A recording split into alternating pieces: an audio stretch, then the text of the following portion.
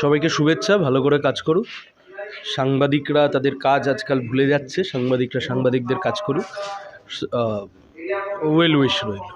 এবং দেখা যাচ্ছে আপনারা যে যুবদের যে ব্রিগেড সমাবেশ 7 তারিখে, তো পুলিশ পারমিশন পায়নি, সে বিষয়ে পুলিশের বিষয় নয়, ব্রিগেড নিয়ে যাদের পারমিশন দেওয়ার কথা, ব্রিগেড যাদের এখতিয়ারভুক্ত, সেখানে তারা এখনো অবধি পারমিশন দেয়নি। তবে এটা ঠিক, পশ্চিমবাংলার বুকে লক্ষ্যকণ্ঠে গীতা পাঠ করবার জন্য পারমিশন পাওয়া যায়, তৃণমূলে সভা করবার জন্য পারমিশন পাওয়া যায়। আমাদের প্রোগ্রাম কর্মসূচি তাতে অনুমতি না দেওয়ার কারণ খুব পরিষ্কার।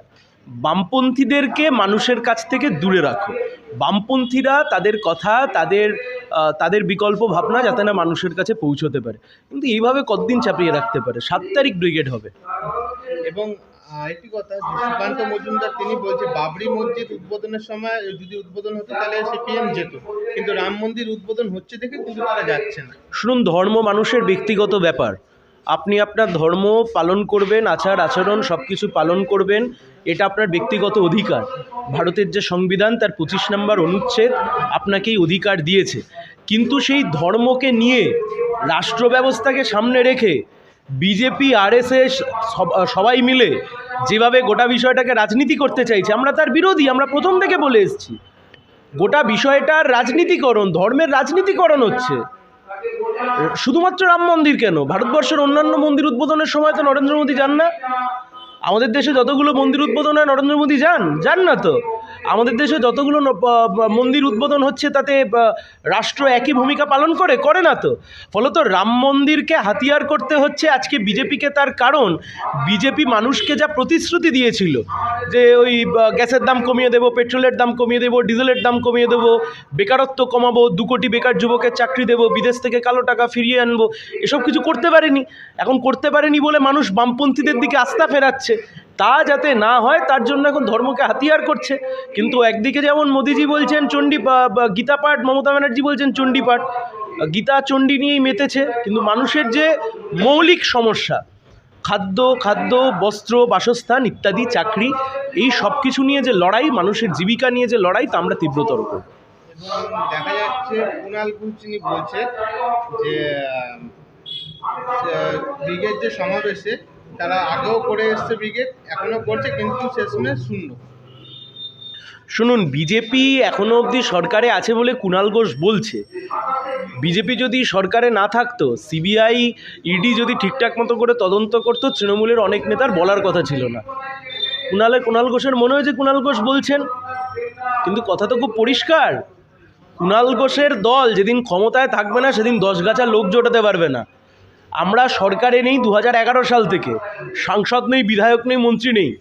তারপরেও একটা যুব সংগঠনের ডাকে ব্রিগেড হচ্ছে। তৃণমূলের যুব সংগঠনেরও একটা ব্রিগেডের ডাক দিক না। ওদের তো ছাত্র সংগঠনের বক্তা যারা হয়, তারা যখন বক্তৃতা দিতে ওঠে মাথা চুল খুঁজে পাওয়া যায় না। একজনের বয়স 50-60, ছাত্রদের মঞ্চে গল্প গাছা দিয়ে লাভ আছে? এবং আরেকটি প্রশ্ন, আমাদের যে উপরাষ্ট্রপতি আছেন তাকে যেভাবে ব্যঙ্গ করছে তৃণমূলের কল্যাণ বন্দ্যোপাধ্যায় সাংসদ, কি বলবে? শুনুন, কথা হচ্ছে যে কল্যাণ বন্দ্যোপাধ্যায়ের দল তৃণমূল কংগ্রেস, জগদীপ ধনকর যে ভূমিকা রাজ্যসভার অভ্যন্তরে পালন করছেন তা নিন্দনীয়, এই নিয়ে কোনো সন্দেহ নেই।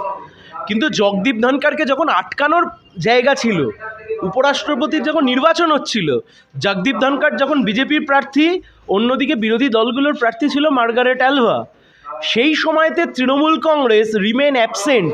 তৃণমূল কংগ্রেস সেই সময়তে জগদীপ ধনকরের বিরুদ্ধে ভোট দিতে যায়নি। আপনি যখন জগদীপ ধনকরকে আটকানোর জায়গা ছিল, আপনি তখন জগদীপ ধনকরের বিরুদ্ধে ভোট দিলেন না। এখন খুব একটা ভেঙচিয়ে লাভ আছে? কিন্তু কথা হচ্ছে খুব পরিষ্কার, সংসদের অভ্যন্তরে যা চলছে তা শোভনীয় নয়। 141 জন পার্লামেন্টেরিয়ান সাসপেন্ড হয়ে যাচ্ছে, দেশের 3টে বড় বড় মেজর ক্রিমিনাল অ্যাক্ট তা সংশোধন হয়ে যাচ্ছে, এই কোশ্মিনকালে আমাদের দেশের মানুষ দেখেনি।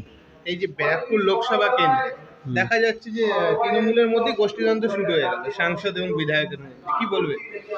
না, সাংসদটা তো বিজেপির মনে হয়, তৃণমূলে এসে বসে আছে।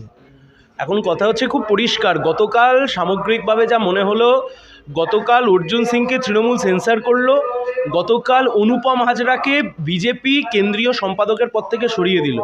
তাহলে কি আবার পশ্চিমবাংলার বুকে দলবদলের খেলা শুরু হবে? এই প্রশ্নই রাখছি আমরা। এবং আপনাদের বিগের সমাবেশে কি দেখা যাবে জোটের কোনো জোট? সময় আছে, দেখা যাক। ধন্যবাদ।